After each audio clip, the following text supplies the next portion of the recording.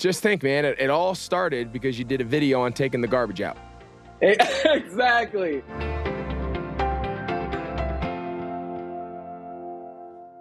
What's up, everybody? Welcome back to another episode here on You Think, presented by Audiorama and our friends at Body Armor. Big day. The day that I am sitting here recording this, we are getting ready for the city championship in our Pop Warner football. It's a huge day. We've been working on this since, late June, early July. It's been a good year. The kids have gotten a ton better. We had a lot of kids who had never even played football before. So in that regard, it's been a huge success. And tonight's the night. It's really cool. The way they set it up, we're going to play at 7 o'clock under the lights at this place uptown Charlotte called Memorial Stadium. It's like a refurbished older stadium that they used to hold Major League Lacrosse games. They hold like big showcase high school games at to start and end each year. So it's a really cool facility, really cool venue. I've been there a bunch. So we are going to be under the lights. And I think the kids will be a little amped up early, but we got to settle them in. We got to get ready. And I'll tell you what, I'm fired up. I have to be honest. I've been thinking about this game now for like 10 days. So fired up. I will let you guys know how it goes on our next show. But just be thinking of the South Charlotte Patriots tonight. Big, big showdown versus the Pal Panthers. So we'll let you guys know how that goes. Today we have a really good show. Today's guest is Christian Haynes. Played football at the University of North Carolina in Charlotte. Has an unbelievable online social media presence. He's known as the BlackBadger, full-time content creator. He's been on SportsCenter, BET, The Shade Room, MTV, over 2 million subscribers on YouTube, almost 2 million subscribers on TikTok, which is wild. So it was really cool to talk to him, not only about his transition from a college athlete and football player to a full-time content creator, but just to get someone's perspective of what life is like when you live full-time on the internet and your entire life and presence is on social media, the good, the bad, what he has seen as far as kids being able to leverage social media to improve recruiting or awareness or scouting or whatever the case may be. So it was a really fun conversation. Great kid. What an unbelievable personality. Super funny, super creative. Really enjoyed hanging out with him. So hope you guys enjoyed my conversation with Christian. As you guys know, our show's sponsor, Body Armor, not only fuels this show, but fuels all of our youth sports teams here in the local Charlotte area. There's a lot of choices for sideline sports drinks. Our family's personal favorite is orange mango, strawberry banana. You guys have heard me say that a lot. Whether we're on our way to the field, the gym, practice, games, summer, doesn't matter. My kids, hey, Dad, do we have any Body Armor? If not, can we stop at the gas station? Can we stop at the grocery store and get some Body Armors? They love it. All the kids on our team love it. And it's just always been the case. It's what they want. It's what they choose. And we're happy to provide it for them. Body Armor is made with coconut water, B vitamins, no artificial sweeteners. And for more information, you can go to drinkbodyarmor.com. So now, please enjoy this conversation with the BlackBadger, Christian Haynes. Christian, man, we're pumped to have you, a guy right in our own backyard, and looking forward to chatting with you. Thanks for joining us on You Think. Yeah, no problem, man. I'm excited. I'm very excited. I haven't been on a podcast in a while, so you're dope. You're too busy making videos. I've actually watched a bunch of your videos, and dude, you're funny. Like, just where did it all come from? Like, were you always the guy on the team? I've had a million teammates where you just know, like, all right, that's the guy. He's always gonna have something to say. He's always gonna be funny. Like, was that always you from the time you can remember when you were young? Oh yeah, 100%. A lot of it started just from just being young and like elementary school, just being that class clown kind of guy. But I was also about my grades, so I wasn't like getting in trouble or nothing. But I was funny when I could be funny. But also my dad, I think a lot of his silliness and funny ways has rubbed off on me. And it's almost like I'm almost like a replica of him. So I was just always that guy. But especially like when I walked on to Charlotte and got really comfortable around the guys, like when we were in that locker room, I'm always like doing something like acting out movie scenes or doing something to just make everyone laugh. So it's kind of like in my DNA just to make people laugh. Like one thing about me, people's like, they don't never know when I'm serious because I'm always playing around. So I just always been like that. Yeah. Well, so take us back. You mentioned this has kind of been your personality. You mentioned your dad.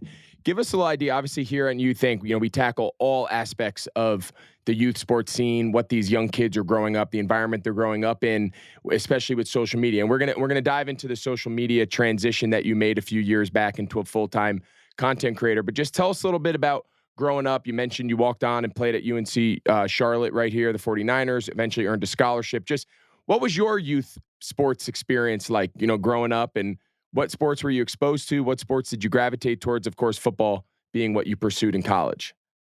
Yeah, so starting when I was younger, so my first sport I ever played was tackle football. I didn't even do flag football. We went right into tackle, and my dad was actually my coach. But I have six brothers, and three of them all went to go play D1 football.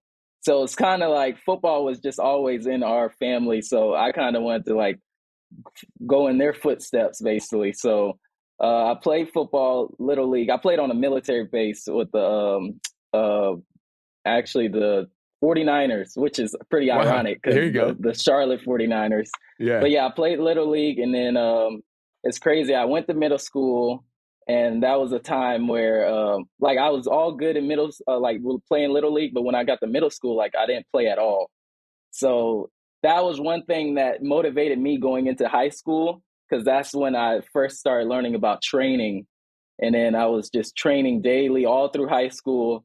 I ended up being all conference in high school, but sadly, I didn't get a scholarship, mainly due to like, smaller school. And then I wasn't the biggest guy. But after high school, I ended up walking on to actually Elizabeth City, and which is a D2 school. And after that, that's when I got to Charlotte and then played ball from there. So yeah, I actually walked on to two schools. Look at that. I love, hey, man. And it all worked out. You got your scholarship at Charlotte. It all worked out. You mentioned there were six of you guys, and three of them went on to play.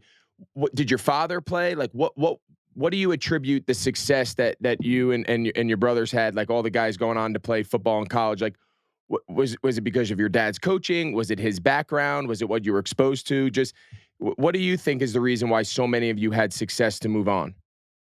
100% my dad, for real. My dad played football. He's from Miami, so he played football in high school there. And I think he played cornerback, so he tells me how like he had like 10 interceptions What one school did he go season. to? Do you Oh, know what what high did school he went to? I think he went to, oh, man, it's crazy. I literally know it, That's right. but I I was don't. just It's curious. somewhere in Yeah, because there's some good ball I know down he's from there. Dayton. There's some Oh, good. Did he go to a public school or private school? he did. He went to the same high school Chad Johnson went to. Yeah, there's so many. There's so many good public schools down there. I mean, Yeah. Miami Central and Hmm. Columbus. I mean, there's a million of them. Yeah, but Yeah, anyway, it's a lot. But yeah, so he played there in high school, and then he didn't want to play college ball, or like he wanted to play college ball. He had a chance to, but he wasn't really focused on school as much. So that's when he went to the military, and then he actually played football in the military as well. And then a lot of his friends, like we went back to Miami, and they'd be like, "Oh man, your dad was bad." You know how that be? They'd be like, "Oh, your dad was good," and stuff like that. So he'll tell me the stories, but when someone else tells you, then it's different. But yeah, my dad was really the main motivation for us all playing ball. And I know he coached me and my older brother since we were like in little league, and then he coached my youngest brother too in little league football. So my little brother, he loved football up into high school, and then he was like, I'm good. So what was his style? Was he hard? Was he old school? Was he new? uh, Like, what was his style? well, definitely strict and old school. Yeah. He was in the Marines, Yeah. so it's Okay. I was gonna like say he's got that military background. exactly. So it was like everything was strict in order. But one thing I did like when I played football was that with my dad, when he was my coach, I was able to call him dad. Sometimes they'd be Yeah. like, "Oh, when I'm on the field, I'm your coach," but I always said dad, and he had no problem with it, and I always really liked that. Yeah, that's my dad was my high school football coach too, for me and my brother. So we used to call him dad. I never could muster up Yeah. calling my dad coach. It never felt right. And if other people didn't like it, That was tough. So explain, at what point was, the social media, you kind of grew up in that era. Like at what point was social media, did it just enter into your life just for entertainment, fun? Like what are your earliest memories as a young kid growing up where you started to get that itch to just kind of live and kind of partake in that social media experiment, Twitter and then Instagram, now more recently with TikTok and stuff. But how far does it go back? Man, so I was watching, it's crazy. I was watching YouTube skips like in 5th grade when it was kind of like, I don't even know if people was getting paid on it then, but I was watching YouTube skips way back then and just watching random stuff up there. And as time went on, Snapchat became a thing in high school. So in high school, I would make skits for Snapchat and people would see it on Snapchat and they'd be like, yo, you're like funny, like you should do YouTube and stuff. And I'm like, nah, I'm trying to go D1. I ain't worried about all that skit stuff. I'm trying to get a scholarship. So as time goes on, when I get to Charlotte, I'm still doing skits, but it's like for myself on Snapchat. I wasn't posting it because I didn't think anyone cared. And then eventually I had a lot of people hit me up like, yo, you need to like do YouTube and stuff like that. It's actually one of my ex's older sister. She would always tell me to do YouTube. And I was just like, yeah, maybe. She was like, you're like really entertaining. You need to do YouTube. So I did it my senior year of college, I want to say. Yeah, going into my senior year of college at Charlotte, I started a YouTube page. Just to do it, I was like interviewing people and just doing it like that. And then eventually we got in season and I didn't want to I was focused on the season. But then the pandemic hit and that's where everything changed because I was bored. I was in the house. I just got technically laid off my job because I was working at the gym and then nothing was open. So I came back home to Jacksonville, North Carolina, was chilling. People was on TikTok. I was like, I might as well just make something. I made one skit about how it feels when you go take the garbage out and how someone's like, it feels like someone's chasing you. And then that thing blew up like crazy. And my boy Ben DeLuca that played with me at Charlotte, he was just like, yo, just keep going. And I was like, I'm bored, so I might as well. And things just took off. And I'm having an interview with you now. Yeah, here we go. Yeah. So tell me a little bit about, so much of what we talk about here is kids preparing that sports is an experience, right? So as a young kid, you grow up, sports is your whole life. You grow up, playing ball and whatnot. You eventually get to college. But then there's always that pivot, and it happens at different times for different kids. Sometimes it's after high school. Sometimes some kids are fortunate enough to go to college.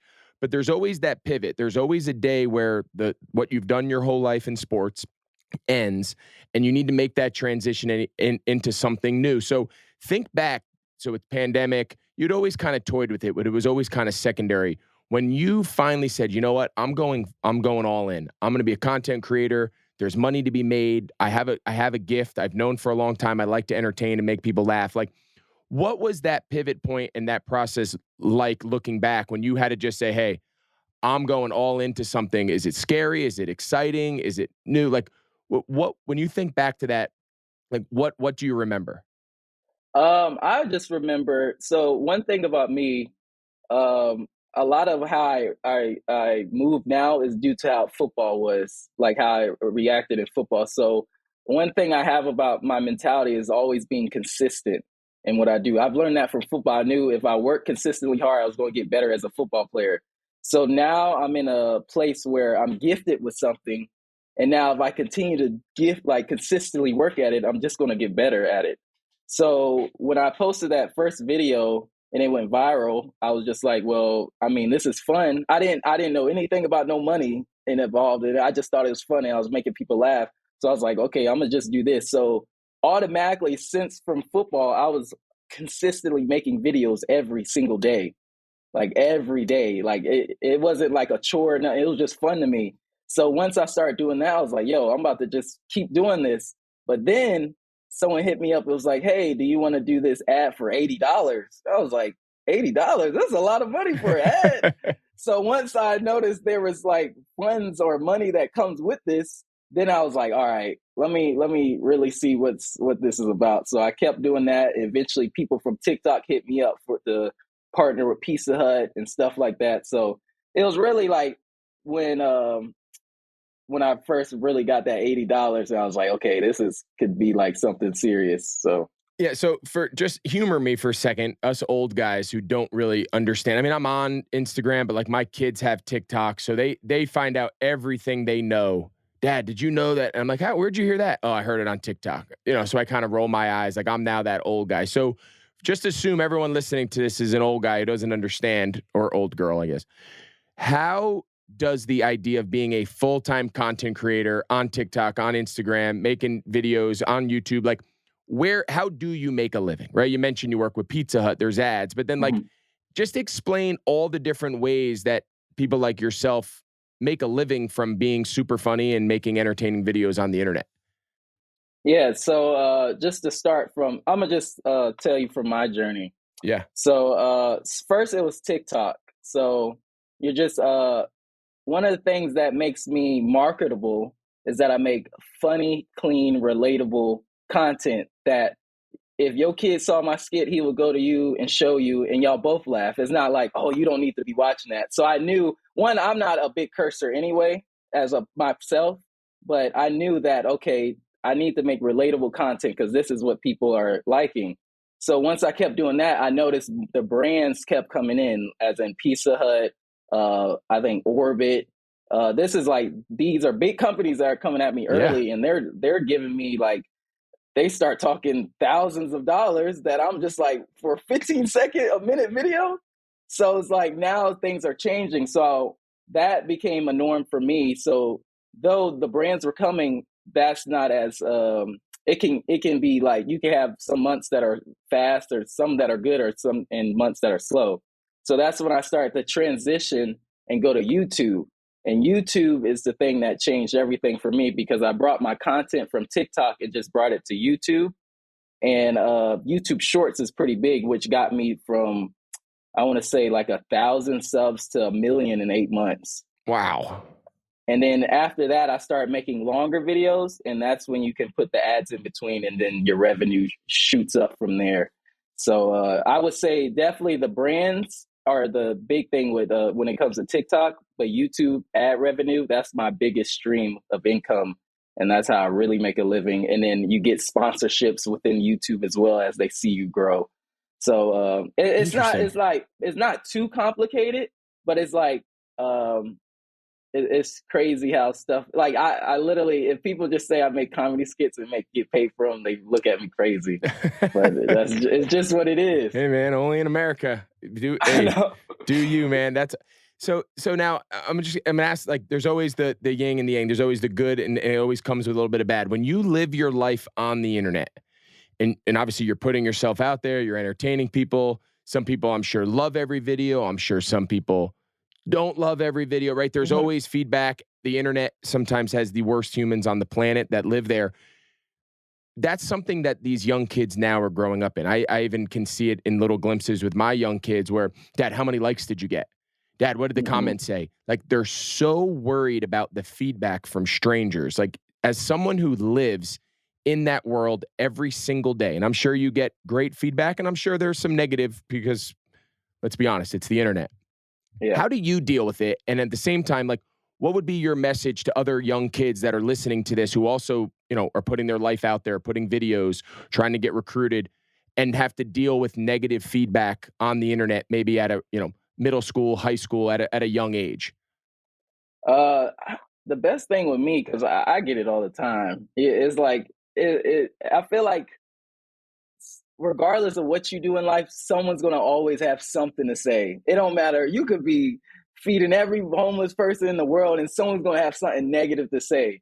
All you got to do is just worry about what you want to do and how you can make a positive impact on others. You really just got to ignore the outside noise, because a lot of those times when you're doing something good, those people that are hating on you or saying something crazy, they want to do what you're doing, and they can get jealous, So really, you just gotta stay in your lane, stay focused, and don't let that negativity get to you. Because I'm not gonna lie, I'm human.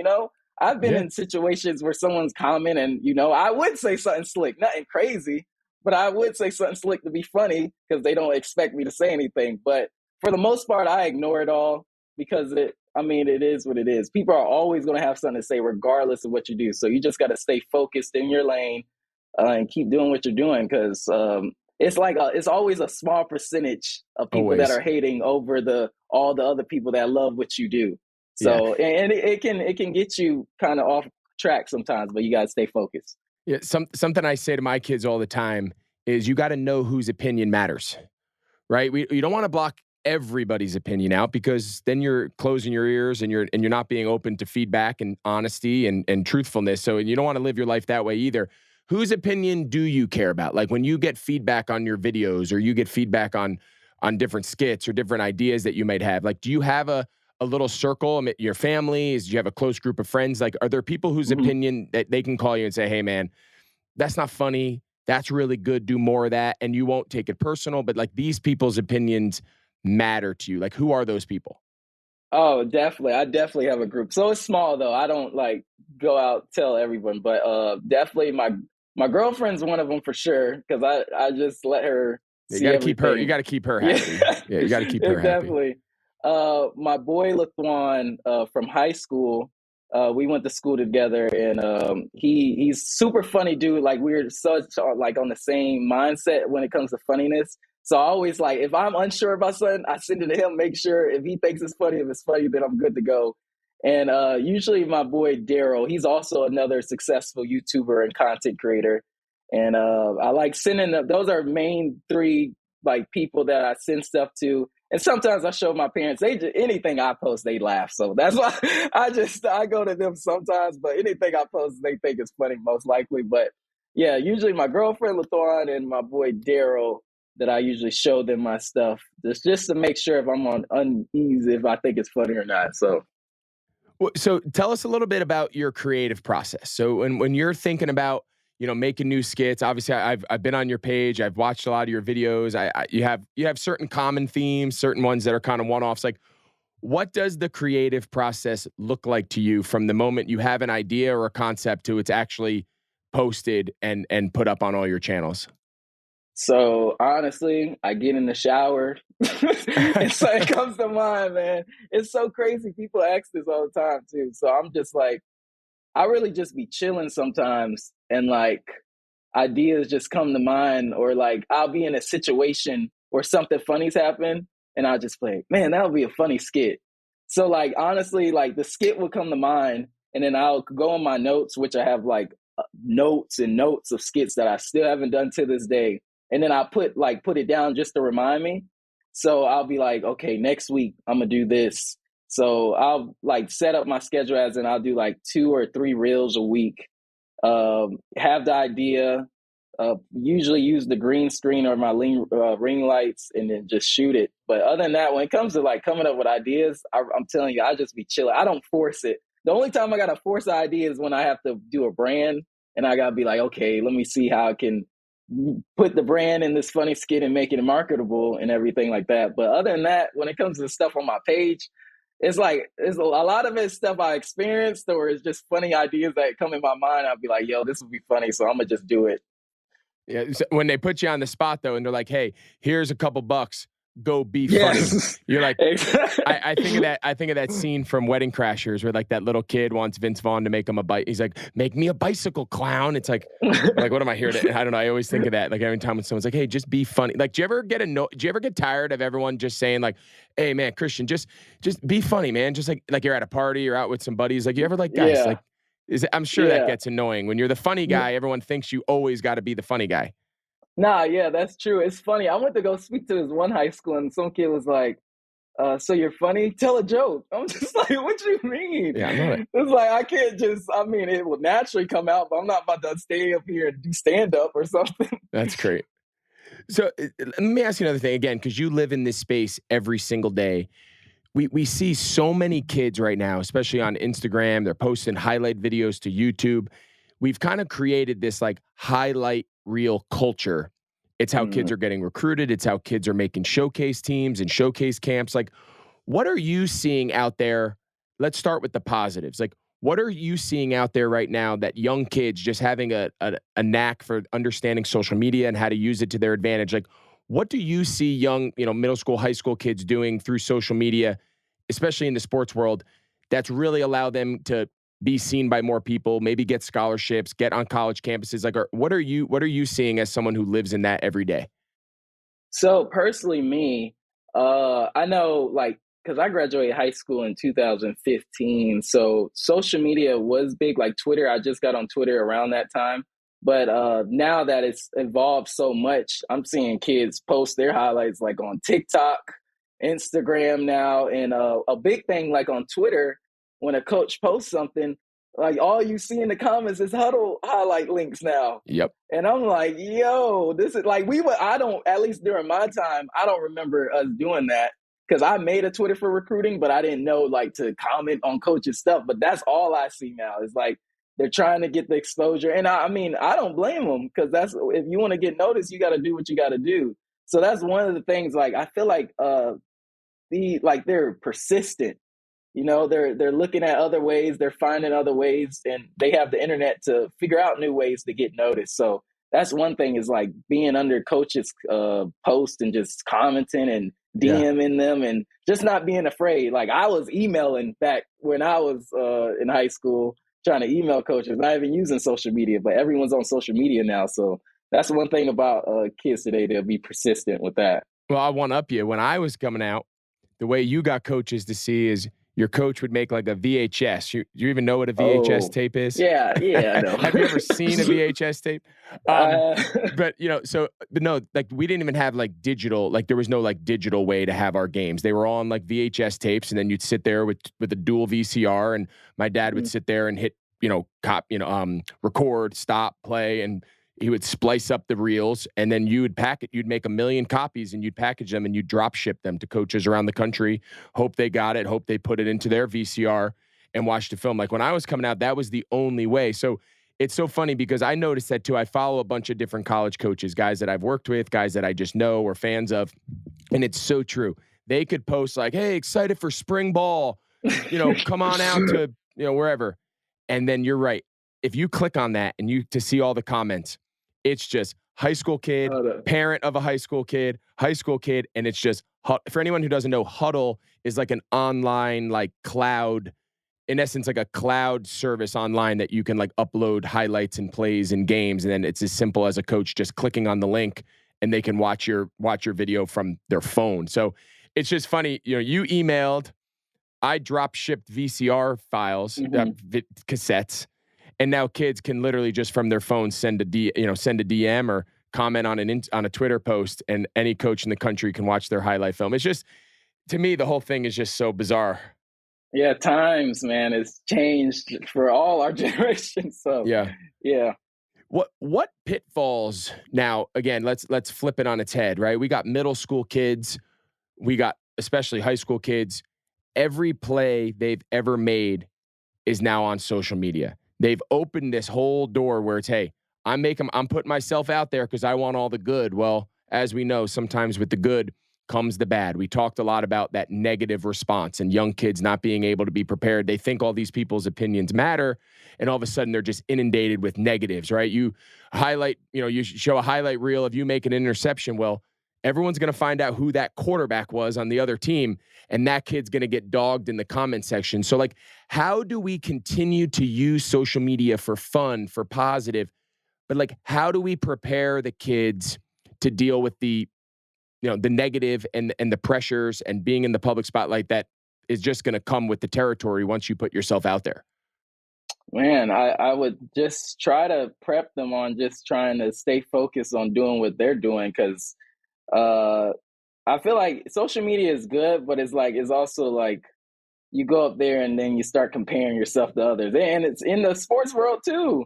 You see people doing really good and like they're scoring touchdowns, and you're like, dang, I wish that was me or whatever like that. So it's just really just focusing, because it's like, everything goes on the internet. Everything, like I'll be seeing people of high school highlights of people getting smacked. And then the thing is, like, they get hit, and then those kids see that highlight, and then they want to go to that person that got hit, go on their page, and they put a bunch of negative comments. And it's like, yo, like, you can't even. So you just got to really, like, stay focused on what you're doing and stuff. So, but it's tough. That's tough. I'm not going to lie. It's tough. And especially as a high school player or middle school, because social media is big now. So they're so influenced by stuff like that. So when you see comments like that, you're gonna want to be like, dang, like, am I really trash or am I really bad? But you can't believe that. You got to stay true to yourself, continue to knock all that negativity out, and just believe that it's a process. Plus, everyone gets hit. You know what I'm saying? Everyone has bad plays. Yeah, social media just kind of It's sucks when it comes to that. so social media. I mean, even at the professional level. I mean, even at the highest of levels, social media. We've created such a highlight culture, right? We see everyone either at their absolute best or at Hmm. their absolute worst. Yes. We never post videos of ourselves. We're all guilty of this, right? We never post videos of ourselves making just an okay play. No, you post the one hand catch, you post the best play of your day, and then someone else who wants to be a jerk, they post you getting your ass run over or missing a block or dropping a ball, right? So, like, we Yeah. only have the two extremes. And for adults and people that are a little more accustomed to handling that, we all understand the worlds that we're in and we understand how to deal with it. Where I see the concern is, just thinking about my own kids and their age groups being in middle school, that's now all they know, right? They're judging. I don't want them to judge themselves by their best day or their worst day. But unfortunately, the second you enter that arena, those are the rules. Those are the rules that you're asked to come by. And I just think it's super important that people continue to show, like you are, there's great usage of the internet. There's great usage of social media if done correctly, if done with the right perspective. So I think Hmm. it's so important what you're doing is showing like, hey, we don't have to take ourselves so serious every day. Not everything's life and death. Not everything's the end of the world. Like, we can use social media as a fun outlet to let people be themselves and take a break from what can be a very stressful daily life existence. No, that's exactly true. It's crazy because, like, especially with me making skits, you would think in my head when I started, it's like, oh, I'm just making funny skits. But these funny skits are making like a crazy positive impact on people. Like, especially like when it comes to like my YouTube channel, like these kids think like these videos are the best thing ever. And they're just like, yo, we really love you. Like, I was depressed yesterday, but I came to watch your video and now I'm like, you made my day and stuff like that. Like, I've had one dude, I made one TikTok and like he was saying like he always comes back to that video when he feels sad. And I'm just like, yo, like, Yeah. you would think it's not that big of a deal, but it is. Like, these videos are really making impacts and it's a positive impact at that. So How uh old would you say, like, and just take your YouTube page, like, how old, or even TikTok, like, how old do you think the majority of your followers are? Like, do you think mostly like high school and younger? Like, what do you think age group mostly resonates with your videos? definitely elementary school to middle school for sure. Really? For sure. YouTube? Oh, Oh I'm sure yes. you know what? I bet you my kids follow you. I'm sure they For, do. And yeah, I if would they don't, they will now. I appreciate that. I appreciate that. But yeah, definitely middle school to elementary to middle school. And then when we go to Instagram TikTokish, I get some high schoolers. Like, I'll go out, they be like, yo, I know who you are. So I do get them high schoolers. And then obviously when I go back to Charlotte, they know who I am too as well, like the Yeah. students. So that's what I'm saying. I know my age group when it comes to different social media platforms. So like the stuff I do on YouTube, I won't put on Instagram because it's kind of like I Interesting. want it's kind of like it's funny. I will say it's funny, but I know the age group that's going to laugh at that stuff. Yeah. And then when it comes to Instagram, I have that more older crowd when it's high school to college and a little bit older. So I only post certain videos up there, and then TikTok is kind of get the both best of both worlds. That's interesting. For anyone who doesn't know, can you explain your nickname? Can you explain? Oh, yeah. So my nickname is the Black Badger, and so my nickname comes from you know Tyron Matthew. Of course. Yeah. So Honey in high Badger. exactly, the Honey Badger. So in high school, I was small. I was like 5'9", 165, and I used to have a black mohawk.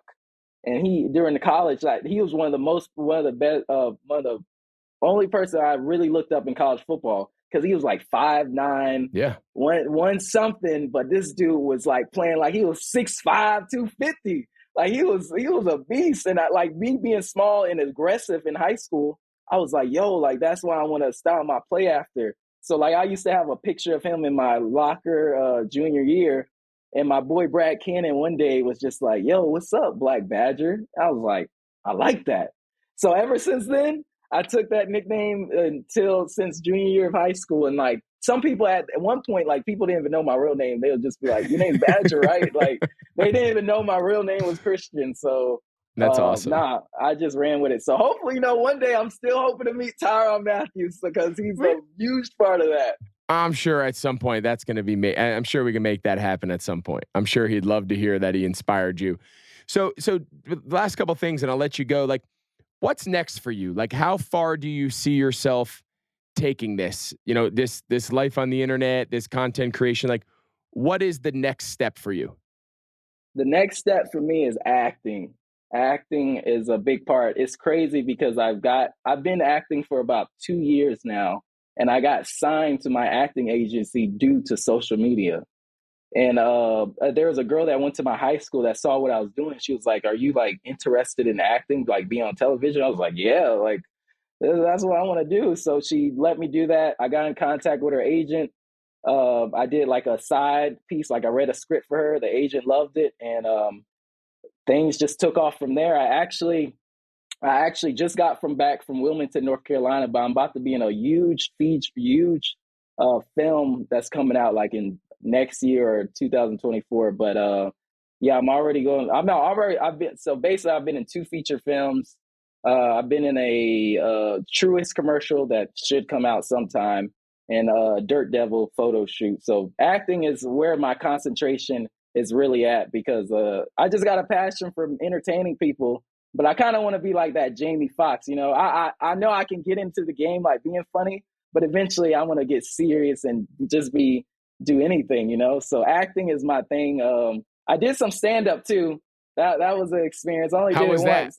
It went good. Like I had a lot of people laughing. It went really good. So I think I'm a dibble and dab and stand up every now and then. But my focus right now, since I got that role, it's crazy because before I got that role, I was really thinking about quitting acting. I really was thinking about, I was talking to my boy, and literally as I'm talking to him, I get an email saying I got a callback audition for this movie. And I was just like, yo, God is just telling me, yo, stick with it. And everything's going to be all right. So that was my sign. The fact that I got the role, it's a one-liner, but hey, it's a start. Hey, it all starts, man. Exactly. So I got that role. It's a pretty big movie. Sanaa Lathan's going to be in it. Wow. It's a big one. So I get some FaceTime and everything. So I'm excited, but it's definitely a start for something with me. And I'm excited for my future when it comes to acting for sure. Just think, man, it all started because you did a video on taking the garbage out. Exactly. Just when you boil it all down, one day when you're a big actor, just say, "Hey, how'd you get your start?" Well, do you remember the pandemic in 2020? People are gonna be like, "Yeah, I remember that." Yeah, so I did a video on taking the garbage out, and they're gonna be like, "What?" Exactly. So there you go, man. The message is, you never know. Yeah, you never know. It. And awesome. I guess the biggest thing about that too is like I feel like a lot of people are always like they question if they should do something, and I guess my big thing with that is just do it. If you have an idea, just do it, because you really never know what's going to come out of it. Like I didn't go into this thinking I was going to be a full-time creator. I did it because I loved it, and the blessings just came behind it. So if you have an idea, just do it, because you never know what's going to come out of it. That's awesome. Well, let everybody know how to find you. For our listeners, they're new to you. They're new. How do they find you? How do they find all this content and all this funny stuff that you're able to make each day? Yeah, so you can find me on Facebook, TikTok, YouTube, and Instagram at the BlackBadger, THEE BlackBadger. I'm on all social media, so you can find me on all that. Awesome. Well, man, Christian, I really appreciate you joining us. I think this is super relevant. I think social media, whether people like it or not, is something we all are going to live with for the foreseeable future. Our kids need to understand how to navigate it. They need to understand how to make use of it, both good and avoid the negative. So wish you nothing but success, man. I hope you have a great career. We'll be following you. Keep making funny stuff. Keep being you. And we appreciate you joining us here on You Think. Thank you so much for having me. I really do appreciate it. You got it, man. Good luck to you. Thank you. I hope you guys enjoyed that conversation with Christian. Really interesting, really funny, creative, smart kid.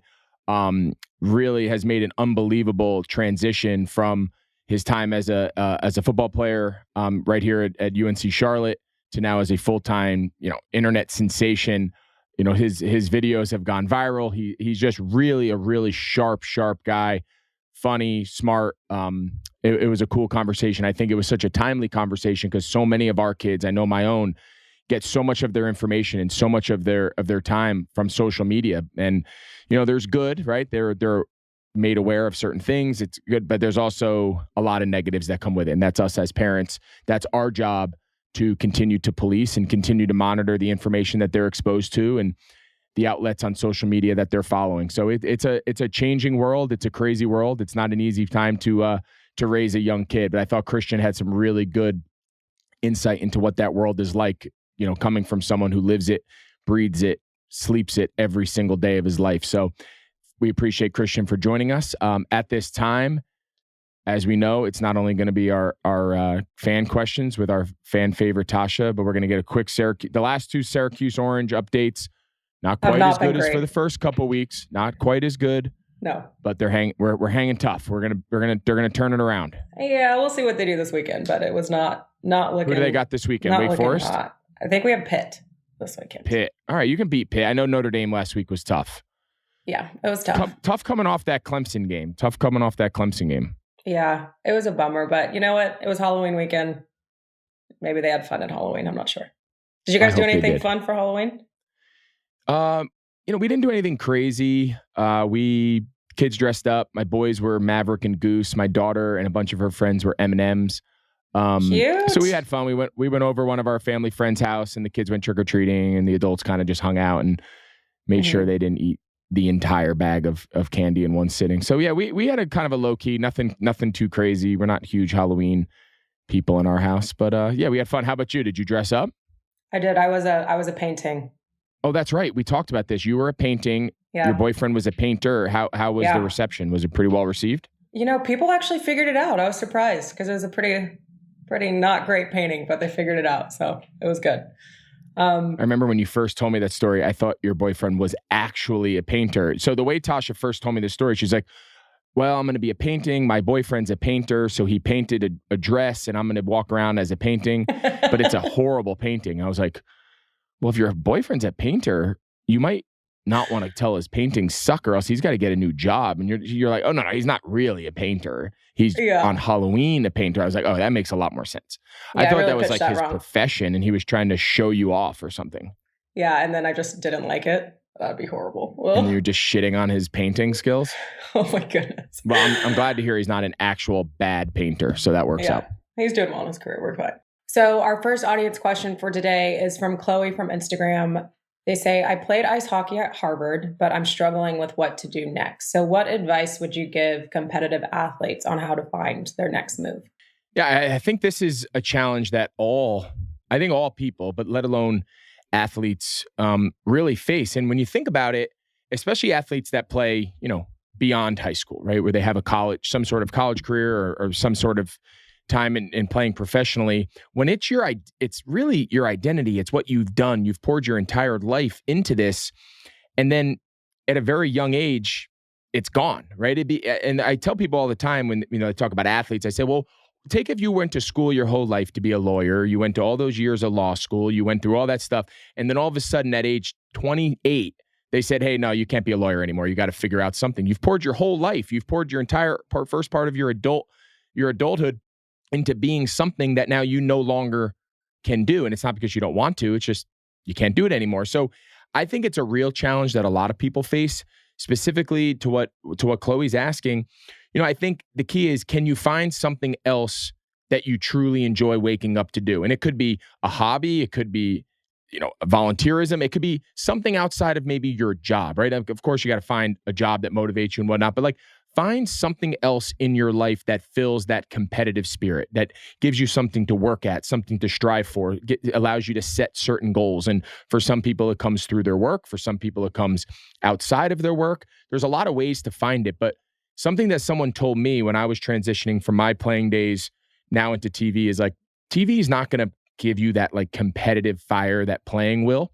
You're never going to fill that completely, but find something else that motivates you to improve at or to strive at or compete at, because that at least will satisfy that portion of you that you've had your entire life. So I guess I would say the same thing to Chloe. Like, it might not replace what you've done your whole life. It might not replace what you've experienced at Harvard and whatnot, but just try to fill that bucket with something else. And I think you'll find that it can be very, very satisfying. It can be very, very fulfilling. But yeah, it's easier said than done. Yeah. And a lot of people wrap their identity in it because, like you said, it's not like a lawyer where you're, studying when you're older. It's like you started when you were 5 years old. It's like, this is who you are. It's got to be kind of daunting. And it's hard. And we try to talk with our kids about it. You know, I tell my kids all the time, I'm like, I know you like sports. I know you like playing it, but like, this can't be who you are. It needs to be what you do. And I'm not saying you can't pour your whole life into it and time. And if it's really something you want to do, yeah, go do it. But it can't be how you see yourself. It can't be your full identity. You have to have other hobbies. You have to have other interests, because no matter how good you are, there's no one whose sports last their entire life. It's gonna end. It could end in middle school. It could end in high school. It could end in college. Whatever it ends, it ends. And you got to be happy living the rest of your life. And I think we have to do a better job as parents teaching our kids to not wrap their entire identity in he or she's particular sport. But it's hard. Yeah. Well, our next question is from Alex from Instagram. She says, how has your coaching changed since starting the podcast? You know, I would like to think that it's changed. I don't want to say a lot, but I would say it's fair to say it's changed to some capacity. I find myself being a little bit more reflective, take a step back, review, all right, what did you think about practice? What did you think about how you responded to this situation or to this parent or to this kid? Or, you know, a lot of the things that I've learned through my conversations, like, if I haven't been doing it in the past, am I making a conscious effort now to do it now? And if I am doing it now, can I maintain it and keep going and not get off path? So I find myself reflecting on a lot of these conversations and making sure that I try to implement a lot of things that maybe I haven't done or things that I am doing, and just continue to implement it with how I deal with parents, how I deal with my own kids, how I deal with other people's kids that I coach. And, you know, I don't always do it perfect. There's times where I look back and I'm like, that's not what I should have done. But like at the very minimum, I'm aware of it. And at the very minimum, I'm conscious of it, where if it's not perfect, hey, I have better tools. I have better ways now to handle that situation better the next time it comes up.